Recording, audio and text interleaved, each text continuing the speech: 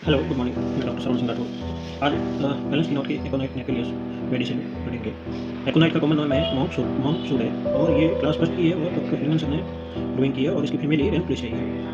इसका पहला एकोनाइट का सिम्टम है कि ये generally indicated in acute and recent cases. ये एक्यूट एंड रिसेंट केसेज में लागू होती है। ओकरिंग इन यंग पर्सन जो होते हैं, specially girls of a full plethoric habit who lead a sedentary life. Specially girls में, यंग पर्सन में और प्लेथोरिक हैबिट वाले, जो प्लेथोरिक हैबिट के होते हैं, जो सेडेंटरी लाइफ जीते हैं, ज़्यादातर बेटर रहना पसंद करती है।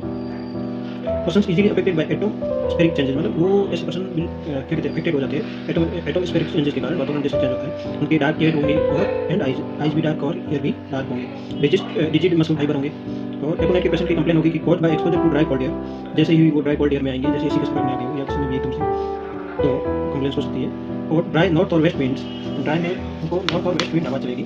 जैसे नॉर्थ और वेस्ट विंड की हवा चलती है, जैसे उत्तर पश्चिमी हवा कब से चलती है? उत्तर पश्चिमी सूखी हवा कब चलती है कि आमतौर पर जब लू हो, अप्रैल से जून तक का, नहीं, तब लू चलती है उसको, नॉर्थ और वेस्ट विंड। और exposure to draught of cold air while in a perspiration, bad effect of check perspiration, मतलब ठंडी हवा में एकदम संपर्क में आ गए और पसीना रोकने की अननेचुरल तरीके से कोशिश की गई होगा, पर एकोनाइट के कॉम्प्लेक्स हो सकती है। एकोनाइट के पेशेंट में great fear and anxiety of mind में उनकी फियर होगा, एंजाइटी होगी, ग्रेट फियर होगा, बहुत ज़्यादा तक, with great nervous excitability, affect to go into a crowd where there is any excite of many people to cross the street. उनमें इतना डर भरा रहेगा कि वो कहीं पर भी क्राउड प्लेस होगा, वहाँ जाने में डरेंगे, भीड़ भाड़ वाले इलाके में जाने में डरेंगे। लेकिन गली में से निकलना होगा तो वो गली में से निकल नहीं पाएंगे, है ना। उनके मन में इतना फियर और एंजाइटी रहेगा एकोनाइट के पेशेंट में। The countenance is expressive of fear, the life is rendered miserable by fear. उनके मतलब डर इतना बैठा होगा कि वो लाइफ में भी, जीवन को भी डर में तोड़ने लगेंगे कि is sure his disease will prove fatal, कि मेरी डिजीज मेरे लिए जानलेवा हो गई है, इतना वो डर बैठा देंगे मन में। Predict the day he will die, और उनको ये भी लगेगा कि मेरा ये बीमारी अब क्यों नहीं हो सकती है और मैं इस समय में मर सकता हूँ या मर जाऊँगा, प्रिडिक्ट कर देगा। Fear of death during pregnancy, और प्रेगनेंसी के अंदर महिलाओं को डर लगता है कि मैं कहीं मर नहीं जाऊँ, तो उसमें एकोनाइट का सिम्टम है। Aconite restlessness, anxious does everything in greatest restlessness.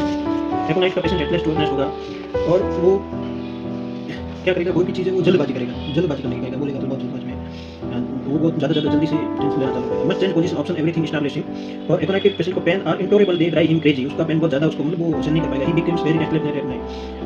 हेनिमन sir कहते हैं कि whenever aconite is solution homoeopathically you must above all observe the moral symptom, कि एकोनाइट के पेशेंट को अगर एकोनाइट मेडिसिन निकालनी है तो उसके मॉरल सिम्टम को टोटलिटी के आधार पर जोड़ना होगा।